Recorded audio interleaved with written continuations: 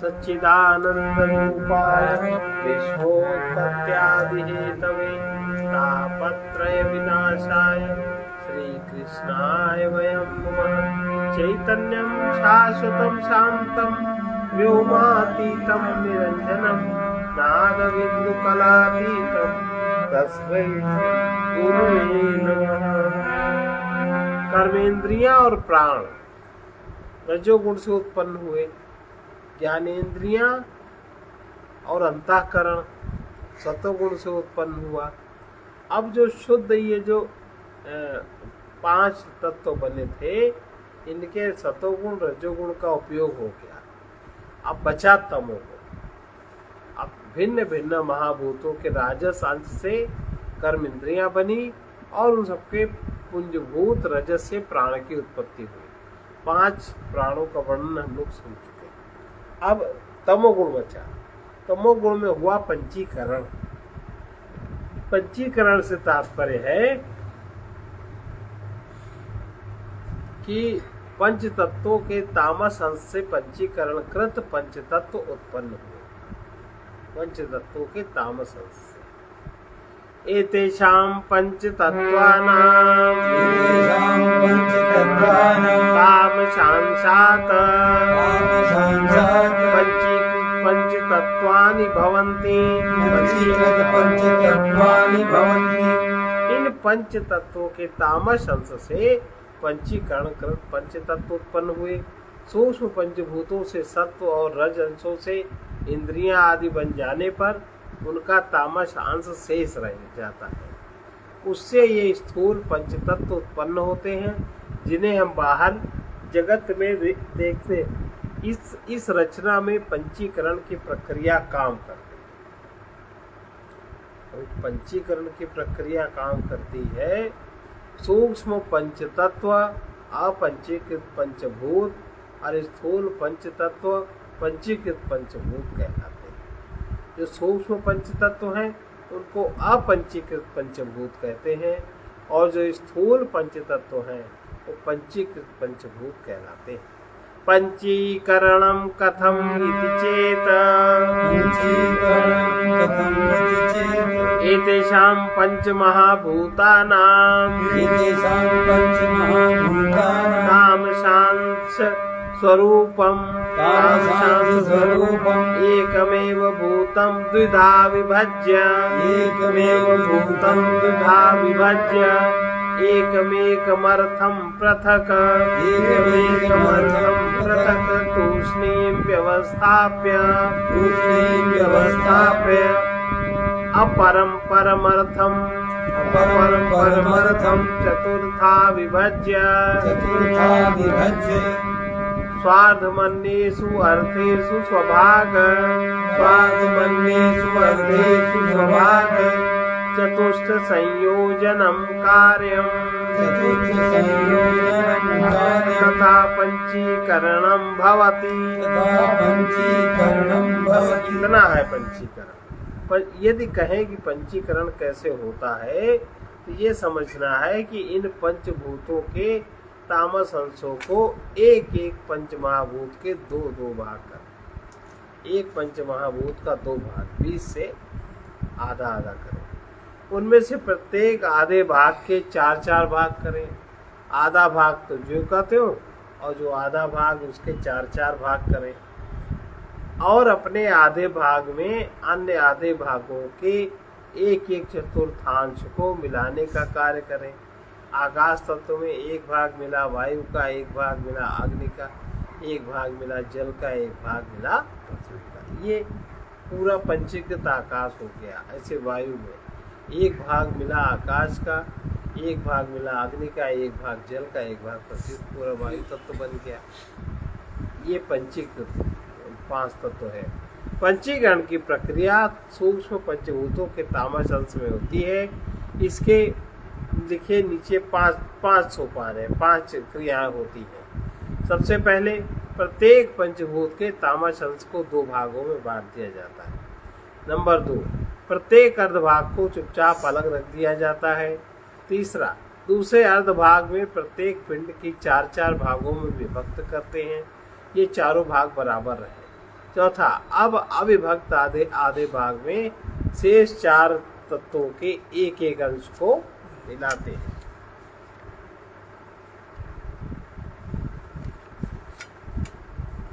उदाहरण, आधे आकाश में वायु, अग्नि, जल, पृथ्वी प्रत्येक का 8वां अंश मिलाया। यह 8वां अंश आधे भाग का चौथाई है। इस प्रकार मिलाने से प्रत्येक तत्व पूरा हो गया। सूक्ष्म आकाश में अन्य तत्वों के अंश मिल जाने से वह स्थूल हो गया।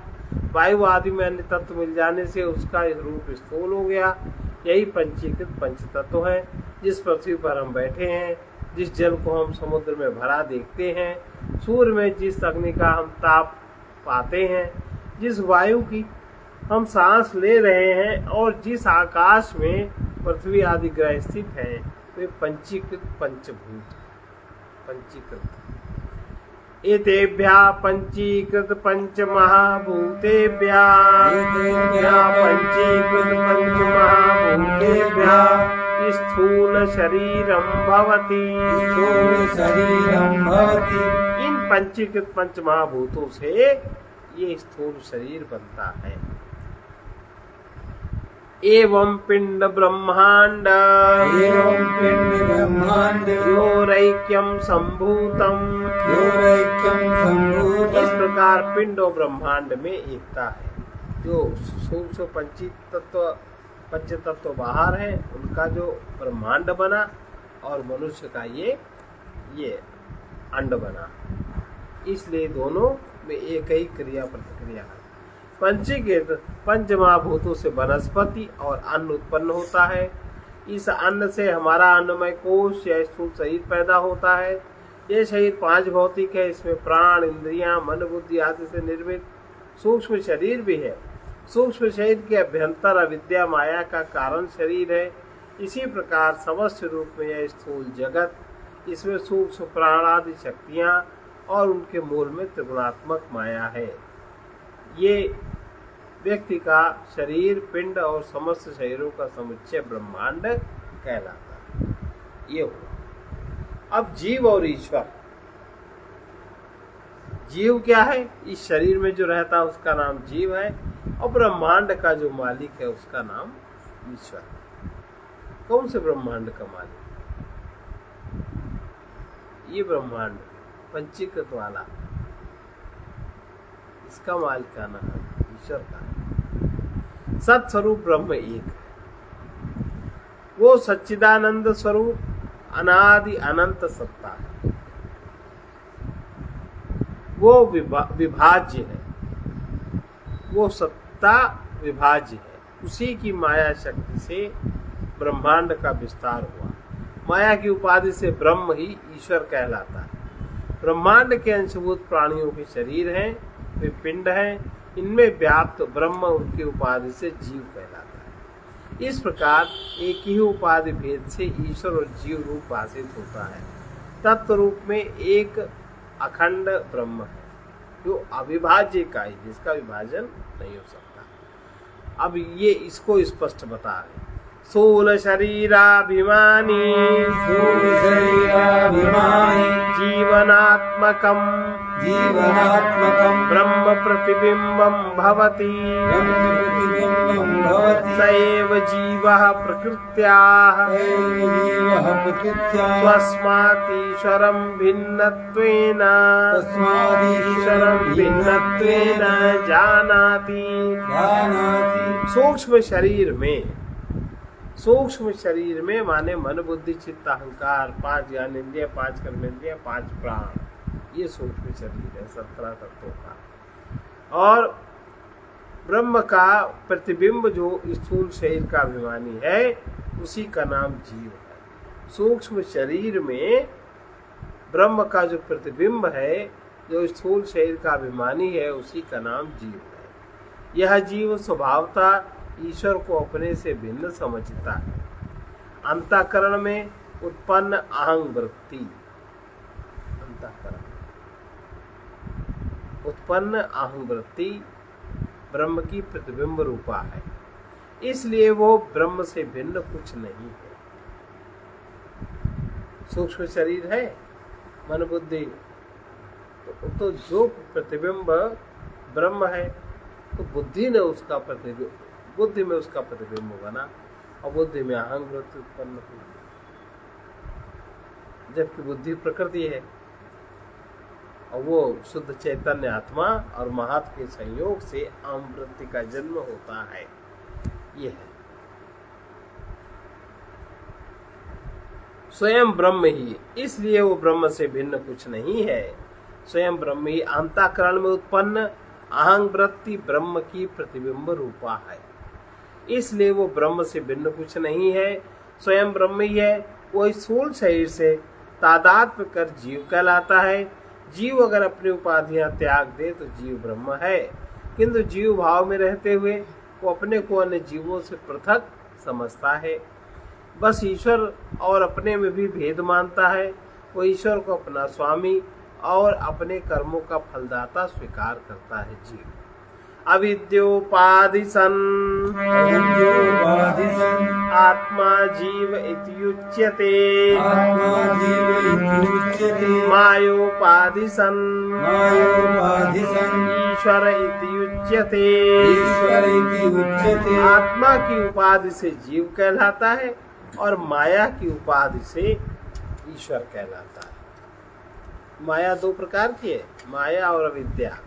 तो अविद्या को जितना क्षेत्र घेरे है वो जीव है, और माया माने ज्ञान युक्त वो जितना क्षेत्र घेरे वो ईश्वर है। एक ही आत्म तत्व ब्रह्म उपाधि भेद से जीव और ईश्वर कहलाता है।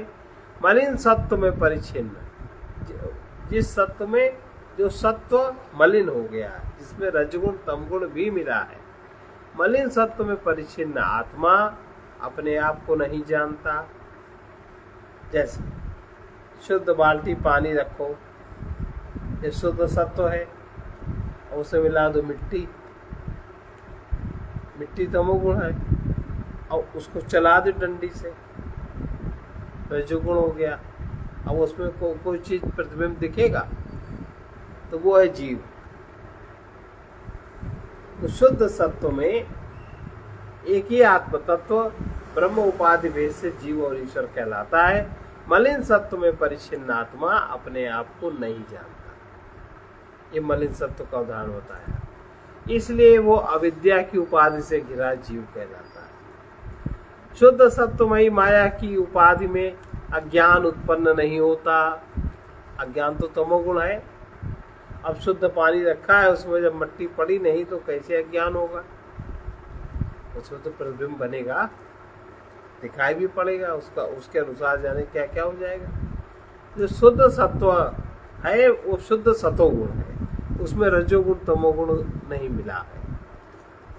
शुद्ध सत्वमयी माया की उपाधि में अज्ञान उत्पन्न नहीं होता, किंतु माया शक्ति से युक्त वो जगत अज्ञान उत्पन्न नहीं है, ज्ञान है, तो जगत की रचना करता है और उसकी व्यवस्था और उस पर शासन करता है। इस रूप में आत्मा ईश्वर कहलाता है, इसमें मलिनता नहीं। आपके भी सूक्ष्म शरीर में मलिनता नहीं है, शुद्ध तत्व है, लेकिन स्थूल शरीर के कारण मलिनता आ गई। मैं के कारण मलिनता आ गई। आप अपने को, आपका मन शुद्ध नहीं है, क्योंकि जो तमशांश तामस अंश का जो पदार्थ जगत है वो आपके मन पर हावी, आपकी बुद्धि उस पर हावी, वही आवरण है। इसी जगत में किए हुए पाप पुण्य का जो घेरा बन गया वही आपके अंतःकरण में अविद्या बन गया, वही कारण शरीर बन गया तमशांश। अब तमस और रजोगुण है, उसी की क्रियाएं हुई। तो जब तक आप कुछ चाहते हैं तब तक चाह का संबंध आपके बहिर्जगत से ही है, तामसी जगत से है। चाह गई चिंता मिटी मनुआ बेपरवाह, जाको कछु नहीं चाहिए सोई शहंशाह। ये है। एवं उपाधि भेदात जीवेश्वर भेद दृष्टि यावत् पर्यन्तं तिष्ठति तावत् पर्यन्तं जन्म मरणादि रूप संसारो न निवर्तते। इस प्रकार जब तक उपाधि भेद से उत्पन्न हुई जीव और ईश्वर में भेद दृष्टि बनी रहेगी। अब भेद दृष्टि तो रहेगी, वो मलिन सत्व है, वो शुद्ध सत्व है। तो मलिन सत्व की मलिनता हट जाए तो शुद्ध सत्व हो जाए। और मलिनता हटने के लिए ही इतने पद्धतियां हैं। जब तक भेद दृष्टि बनी रहती है तब तक जन्म मरण आदि रूप संसार छूटता नहीं है। जब तक अविद्या की उपाधि के कारण मनुष्य का जीव भाव विद्यमान है तब तक वो शुभाशुभ कर्म करता है और ईश्वर से शासित होकर नाना प्रकार के शरीर धारण करता रहता है। वो मुक्त नहीं होता। जब वो ज्ञान के द्वारा अविद्या की उपाधि नष्ट कर देता है तो उसे अपना शुद्ध आत्मा का स्वरूप उपलब्ध हो जाता है। ज्ञान के द्वारा माने जब शुद्ध सत्व गुण वो अपने में बढ़ा लेता है और उसमें उसको समझ में सत्व गुण का गुण ही है ज्ञान और प्रकाश, उसमें स्थित हो जाता है तो उसकी अविद्या की उपाधि नष्ट हो जाती है। तो उसे अपना शुद्ध आत्मा स्वरूप उपलब्ध हो जाता है। उसकी भेद बुद्धि समाप्त हो जाती है। अब वो अपने को आकाश के समान सर्वव्यापक अनंत पाता है। उसके कहीं आने जाने जन्मने मरने का फिर कोई प्रश्न नहीं होता। तस्मात् कारणात् न जीवेश्वर्योर्भेद बुद्धि स्वीकार्या। इसलिए जीव और ईश्वर के बीच भेद बुद्धि स्वीकार नहीं करनी चाहिए। जीव और ईश्वर का भेद अज्ञान के कारण प्रतीत होता है। यह अज्ञान नहीं रहने देना चाहिए।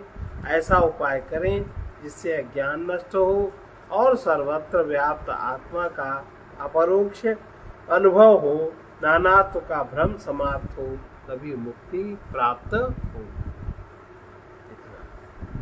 अब कल है तत्त्वमसि। कल हम लोग तत्त्वमसि सुनेंगे।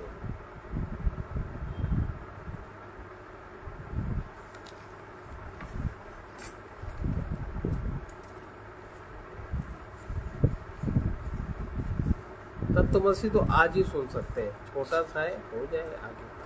तत्त्वमसि जीव और ईश्वर का भेद दूर कर एकत्व का अनुभव कराने के लिए श्रुतियों में महावाक्य है।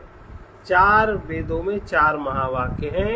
ये वाक्य बहुत बड़े नहीं हैं, किंतु इनमें सर्वोच्च ज्ञान का तत्व कहा गया है, इसलिए इन्हें महावाक्य कहते हैं।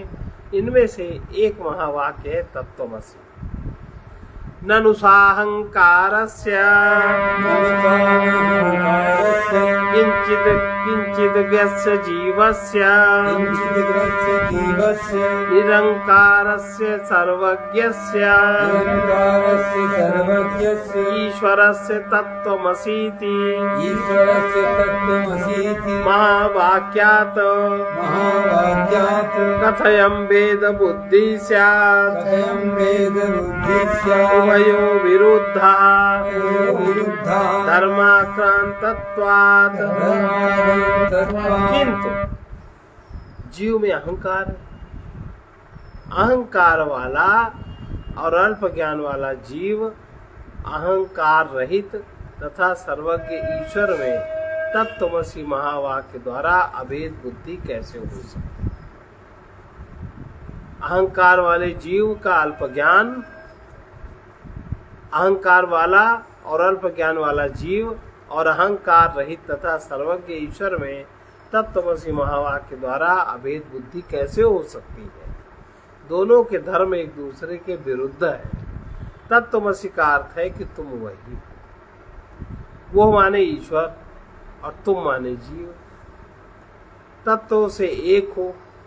भेद उपाधियों के कारण प्रतीत होता है और उपाधियां मिथ्या हैं, हमेशा रहने वाली नहीं है।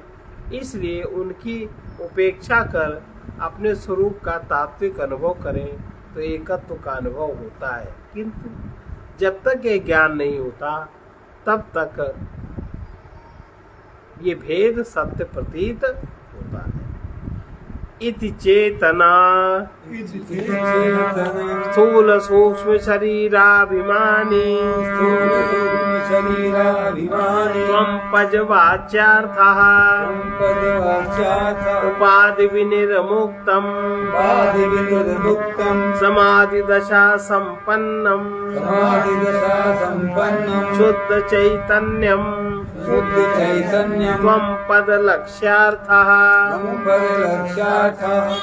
ये ऐसी शंका नहीं करनी चाहिए कि ये कैसे दूर होगा। त्वम पद का वाच्यार्थ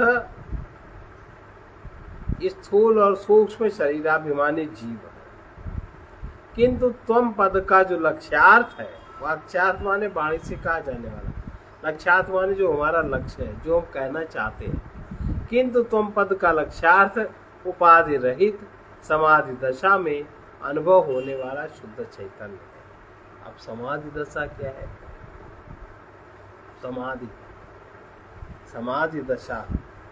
समाधि दशा में जो अनुभव होता है जीव को, उसकी बात कर रहे हैं, उसको त्वम कह रहे हैं। तत्त्वम असि, वो तुम ही हो। समाधि,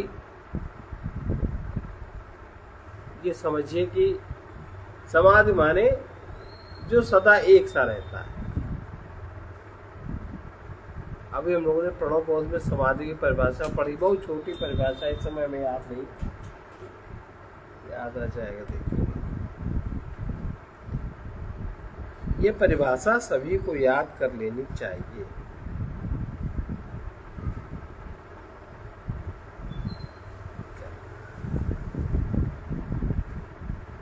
समाधि का अर्थ है कि तीन शरीरों का भेद न रहे।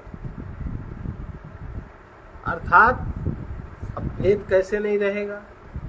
भेद तो है, लेकिन जिसमें भेद नहीं है, जो तीनों शरीरों को बराबर देखता है, जो अभेद है ना, कोई तत्व अभेद, एक अहंकार तत्व है, एक आत्मा तत्व है, दोनों इस शरीर में काम करते ऐसे मैं स्वयं वहां गया, पहले कहते हो मैं, ज्यादा ठोस प्रमाणित करते फिर मैं स्वयं वहां गया, तो मैं तो है अहंकार, और मैं है जीव, और स्वयं है आत्मा।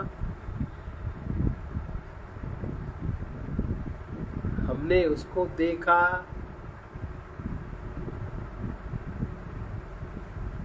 तो कहीं कहीं केवल एक अहंकार का प्रयोग करते हैं, और कहीं कहीं अहंकार और आत्मा दोनों का प्रयोग होता है।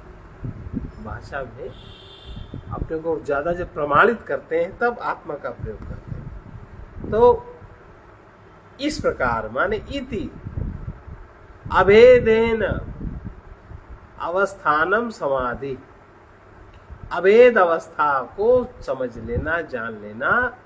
तुम्हारे में जो अभेद अवस्था क्या है और भेद अवस्था क्या है? भेद अवस्था अहंकार की अवस्था, प्रकृति की अवस्था है, जागृत स्वप्न सुषुप्ति, और अभेद अवस्था है जो जागृत को जिसने देखा, स्वप्न को जिसने देखा, सुषुप्ति को जिसने देखा, तुरीया को जिसने देखा, वो देखने वाला चारों की तुलना कर सकता है कि नहीं? करता है कि नहीं? वो दशा समाधि की दशा है।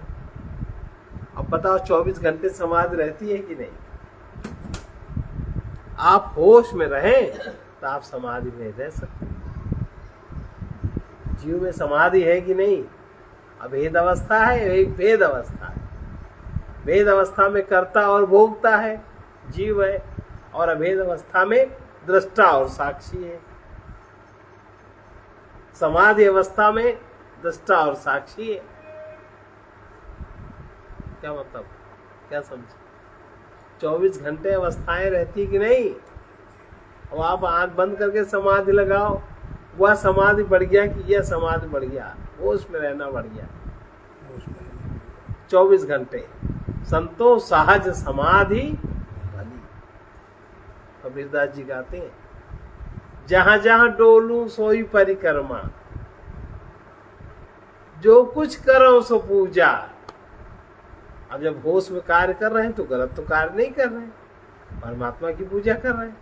अहंकार का भोग नहीं चाहिए, अपने लिए कोई कर्म नहीं कर रहे हैं, करना चाहिए इसलिए कर रहे हैं। और उस कर्ता का भोक्ता जो होगा सो होगा, हम नहीं है ना। अब ये समाधि बढ़िया क्यों? तो इति अभेदेन अवस्थानम समाधि, अभेद अवस्था में स्थित होना समाधि है। और हम सब समाधि अवस्था में निरंतर रहते हैं, जानते हैं, जाग गए स्वप्न का अनुभव बता रहे, सुषुप्ति का अनुभव बता रहे, लेकिन स्वप्न के समय हम जागे नहीं थे कि स्वप्न में अगर जागते तो जागृत अवस्था के अनुभव से स्वप्न की तुलना कर लेते।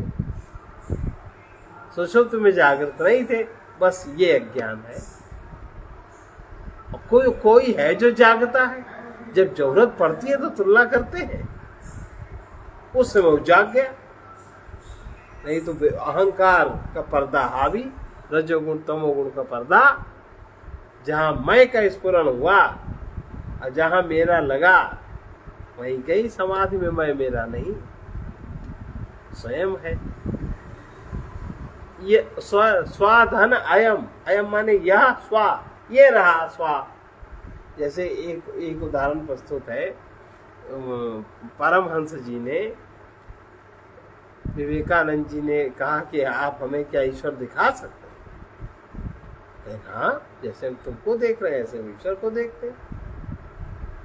लोग बड़ा आश्चर्य मानते हैं, लेकिन ज्ञानियों के लिए आश्चर्य है नहीं, वो तो दोनों सत्ताएं निरंतर हैं। जब आप संकल्प रहित हैं तो आप ईश्वर को देख रहे हैं, और जब आप संकल्प सहित हैं तब आप जगत में कुछ कर रहे हैं। तो उस समय मन स्थिति में ला देना किसी जानकार के लिए बड़ी बात थोड़ी। बात समझ में आ गई, वो समाधि में गए, अब तो उनके अहंकार से मतलब ही नहीं रहा। स्वामी जी ने सोचा, परमहंस जी ने कि अब तो गया, अब हमारे काम आएगा नहीं, तो उसको वहीं बंद कर दी समाधि। अब तुम्हें कभी समाधि आएगी नहीं, शरीर छूटने के 3 दिन पहले तुम्हें जागृति आएगी। अब समझ लेना शरीर छूट गया, उसके बाद वो उसी स्थिति में गया ही नहीं विवेकानंद जी। ये फिर देखिए, त्वम पद का वास चार्थ स्थूल और सूक्ष्म शरीराभिमानी जीव है, किंतु त्वम पद का लक्ष्यार्थ उपाधि रहित तथा समाधि दशा में अनुभव होने वाला शुद्ध चैतन्य है। लक्ष्यार्थ महावाक्य में आए त्वम पद का अर्थ कैसे करना चाहिए? तुम का वाच्यार्थ या शाब्दिक अर्थ तो जीव ही होता है, जो स्थूल तथा सूक्ष्म शरीरों को अपना स्वरूप समझता है, किंतु यह वाच्यार्थ स्वीकार करना उचित नहीं है, क्योंकि इससे वाक्य के अर्थ में संगत नहीं मिलती। उसका लक्ष्यार्थ से वेदांत मत प्रतिपादित होता है, इसलिए वही अर्थ स्वीकार करना उचित है। उसके अनुसार त्वम पद का अर्थ वो शुद्ध चैतन्य है जो अविद्या और उसके कार्यों की उपाधि से मुक्त है। माने स्थूल शरीर, सूक्ष्म शरीर, कारण शरीर से जो मुक्त है, जो स्वयं का चैतन्य है वो मुक्त है, और जो अहम चेतना है वो संयुक्त है।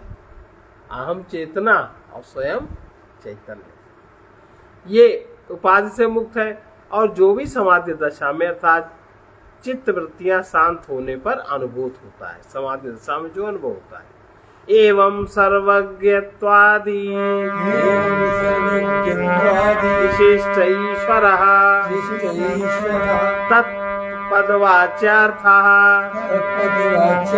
उपाधिशून्यम् शुद्ध चैतन्यम् तत्पद लक्ष्यार्थः। इसी प्रकार तत्पद का वाच्यार्थ तो सर्वज्ञता आदि उपाधि विशिष्ट ईश्वर है। तत्पद वाच्यार्थ वाणी से कहने वाला, सर्वज्ञता आदि उपाधि विशिष्ट ईश्वर, ईश्वर की उपाधि है सर्वज्ञता, अंतर्यामी और सूत्रात्मा आदि। किंतु तत्पद का लक्ष्यार्थ, जो तत्पद का लक्ष्यार्थ है वो उपाधि शून्य चैतन्य है। तत्पद के भी 2 अर्थ इस प्रकार हो सकते हैं, वाच्यार्थ और लक्ष्यार्थ। वाच्यार्थ से हमारा ध्यान तत् शब्द ईश्वर की ओर ले जाता है, जो मायोपाधिक है, सर्वज्ञ, अंतर्यामी, सर्वशक्तिमान, मायोपाधिक के लक्षण है, इसको ईश्वर कहते हैं। किंतु तत् का लक्ष्यार्थ वो शुद्ध चैतन्य है, जिसमें ये कोई भी उपाधियां नहीं है, ना अंतर्यामीपन है, ना सर्वशक्तिमान है। और जैसे त्वम शुद्ध चैतन्य है, वैसे ही तत् भी शुद्ध चैतन्य है, इसलिए दोनों एक है। एवं च जीवेश्वरयो चैतन्य रूपेण भेदे बाधका भाव। इस प्रकार चैतन्य रूप में जीव और ईश्वर अभिन्न है और उनके एक होने में बाधक का अभाव है। तत् और त्वम पद का अर्थ लक्षणावृत्ति से करना चाहिए। जैसे वो देवदत्त है, इस वाक्य में वो देश काल में दूर और यह यहाँ निकट और अभी का सूचक है।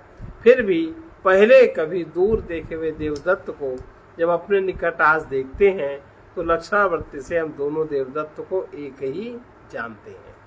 इसी प्रकार तत् और त्वम उपाधि के कारण पृथक प्रतीत होते हैं, किंतु उन्हें उपाधि रहित देखने पर दोनों एक ही शुद्ध चैतन्य मिलते हैं। जैसे शुद्ध चैतन्य अविद्या उपाधि प्लस जीव, शुद्ध चैतन्य माया उपाधि प्लस ईश्वर, दोनों मूल में चेतन आत्मा है। अतः जीव प्लस अविद्या उपाधि शुद्ध चैतन्य ब्रह्म, ईश्वर प्लस माया उपाधि शुद्ध चैतन्य ब्रह्म। इस प्रकार जीव और ईश्वर में उपाधि के कारण भेद दिखाई देता है। उपाधि को धारण करने वाला तत्व शुद्ध चैतन्य एक ही है, उसमें कोई भेद नहीं है। उपाधियां मिथ्या हैं, इसलिए उनके कारण भाषित होने वाला भेद भी मिथ्या है। शुद्ध चेतन स्वरूप ब्रह्म सत्य है, इसलिए उसका अभेद भी सत्य है और ब्रह्म ही सत्य है। आज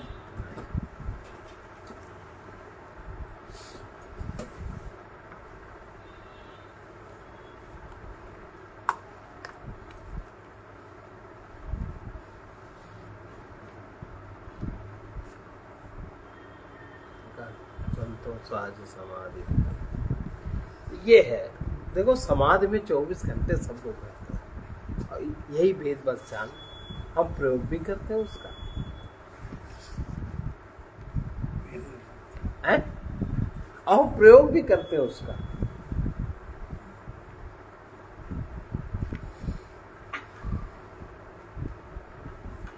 जहाँ चित्तवृत्ति नहीं वहाँ संकल्प है, जहाँ संकल्प है वहाँ कामना है, जहाँ कामना है वहाँ इच्छा है, जहाँ इच्छा है वहाँ आसक्ति है।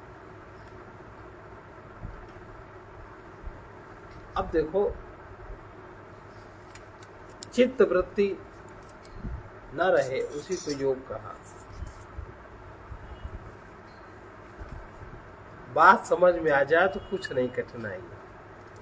अभी भी समाधि अभेदेन अवस्थानम समाधि, अभेद अवस्था का अनुभव हो जाए।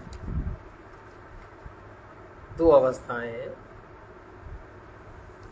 जब हम अहंकार में होते तो विकारों में होते हैं कि नहीं, और जब अहंकार नहीं होता तो कोई विकार क्यों भरता है, वो समाधि अवस्था है।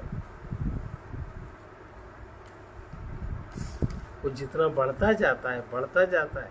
अच्छा, और जितना आप समाधि अवस्था में रहेंगे उतना सार्थक और निरर्थक अलग अलग होता जाएगा।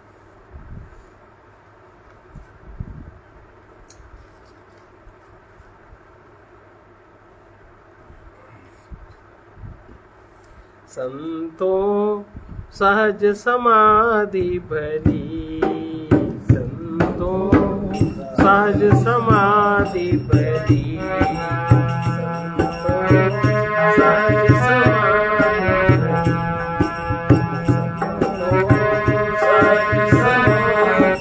इसका मतलब थोड़ी कि वो आंख बंद करके बैठे रहते हैं। जो ये दो तत्व हैं, अहं और स्वयं, ये बुद्धि इसको प्रज्ञा ने समझ लिया, बस सहज समाधि हो गई। गुरु प्रताप भयो जातिन से, गुरु प्रताप भयो जातिन से, दिन दिन अधिक चली,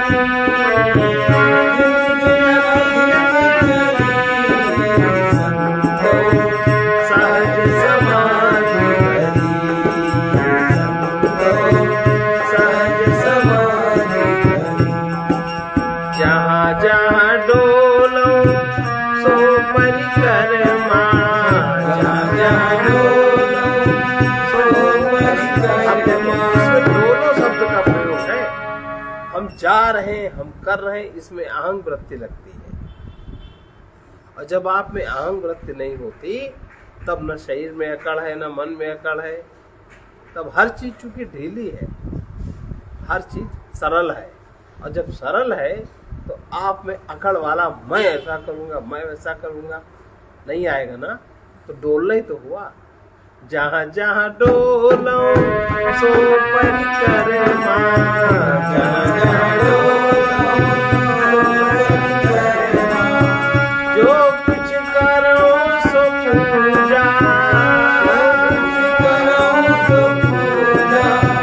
जब सोवो तब करो दंडवत, जब सोवो तब करो दंडवत। भाव मिलाए दूजा, मिलाए दूजा, संतो सहज समाधि करी, संतो सहज समाधि करी। आँख न मूंदो, कान न रूंदो, आँख न मूंदो, कान न रूंदो। काया कष्ट न धारो, काया कष्ट न धारो। खुले नयन हंसी हंसी पहचानो, खुले नयन हंसी हंसी पहचानो। सुंदर रूप निहारो, सुंदर रूप निहारो। सहज समाधि करी, सहज समाधि करी। शब्द निरंतर मनुआराता, शब्द निरंतर मनुआराता। मलिन वासना भागी, मलिन वासना भागी। शब्द निरंतर मनुआराता, शब्द निरंतर मनुआराता। मलिन वासना त्यागी,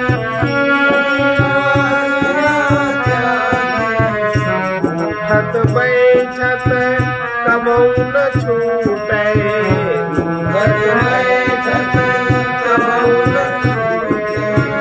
ऐसी तारी तारी, ऐसी तारी तारी। संतो सहज समाधि करी, संतो सहज समाधि करी। कहत कबीर सहज यह रहती, कहत कबीर सहज यह रहती। सो प्रगट करी गाई, सो प्रगट करी गाई। सुख दुख से एक परे परम पद, सुख दुख से परे परम पद। सो पद है सुखदाई, सो पद है सुखदाई। सहज समाधि करी, सहज समाधि। अगर हम लोग इन दोनों तत्व पहचान लें तो फिर हम अगर और मलिन वासना त्यागी, रजोगुण तमोगुण संबंधी वासनाओं का त्याग हो जाए, त्याग उसको कर दे और बस, तो उधर जाने की इच्छा ही नहीं होती। सुख दुख से एक परम पद, एक परे परम पद, सो पद है सुखदाई। उस पद में स्थिति हमेशा किसी की भी हो सकती है, लेकिन जब तक मलिन वासना का त्याग नहीं होगा, अर्थात जब तक पुण्य की वृद्धि नहीं होगी, सत्वगुण नहीं बढ़ेगा, तब तक नहीं। इसलिए समझना चाहिए।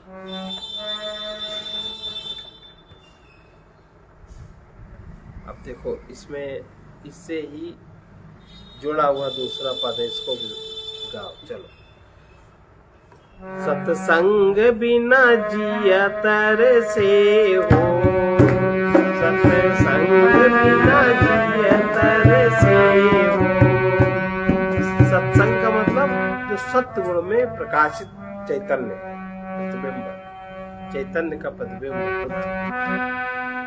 ये चीज जब जब इसका अनुभव नहीं होता तब तक उसी में सत्य का संग अनुभव होता है। उस स्थिति में जब नहीं पहुंच पाते तो हमारा मन तरसता है वहां पर जाने के लिए। इसका भाव है सत्संग बिना जिया तरसे हो, सत्संग बिना जिया तरसे हो। इस सत्संग में लाभ बहुत है, इस सत्संग में लाभ बहुत है। तुरंत मिलावे गुरु से हो, तुरंत मिलावे गुरु से हो। जो उस दृष्टि के ऊपर, बुद्धि के ऊपर जो गुरु तत्व है उसकी बात कर रहे हैं। इस सत्संग में अगर हम आ जाए तो तुरंत हमारी गुरु से भेंट हो जाती है। इसका मतलब ये, इस सत्संग में लाभ बहुत है, इस सत्संग में लाभ बहुत है। तुरंत मिलावे गुरु से हो,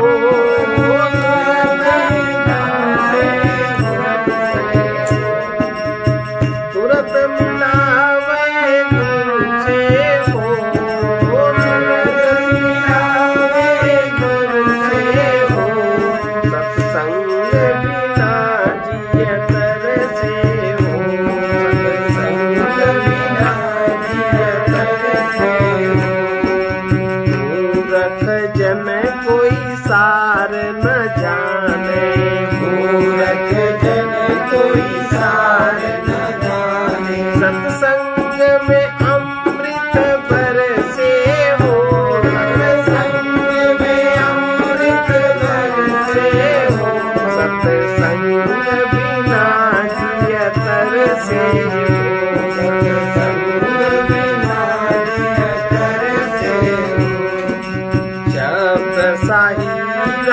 पटक हाथ से, शब्द सहीरा पटक हाथ से।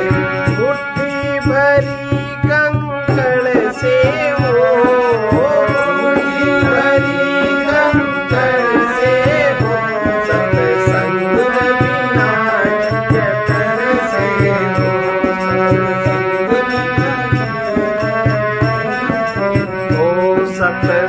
बिना जियतर से हो, सत्संग बिना जियतर से हो। कहे कबीर सुनो भाई साधो, कहे कबीर सुनो भाई साधो। प्रेम करो तुम गुरु से हो, प्रेम करो तुम गुरु से हो। सत्संग बिना जियतर से हो, सत्संग बिना जियतर से हो। ये इसका पूरक भजन ये है। हम लोग बड़े शब्दों के हल्के हल्के पता ही नहीं है कहाँ क्या लगता। सर्वे भवन्तु सुखिनः, सर्वे सन्तु निरामयाः, सर्वे भद्राणि पश्यन्तु, मा कश्चित् दुःखभाग् भवेत्। कृष्णाय वासुदेवाय हरे परमात्मने प्रणतक्लेशनाशाय गोविन्दाय नमो नमः। उग्रवीर महाविष्णु ज्वलन्तं सर्वतोमुखं नृसिंहं भीषणं भद्रं मृत्युं नमाम्यहम् असतो मा सद्गमये तमसो मा ज्योतिर्गमये मृत्योर्मामृतं गमये ॐ पूर्णमदः पूर्णमिदं पूर्णात् पूर्णमुदच्यते पूर्णस्य पूर्णमादाय पूर्णमेवावशिष्यते। ॐ शान्ति शान्ति शान्ति।